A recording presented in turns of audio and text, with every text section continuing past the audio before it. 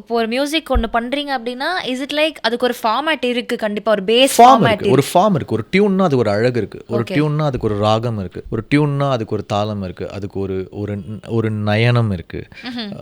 அவ்வளோ இருக்குது ஒரு ஒரு ஒரு காம்போசிஷனில்.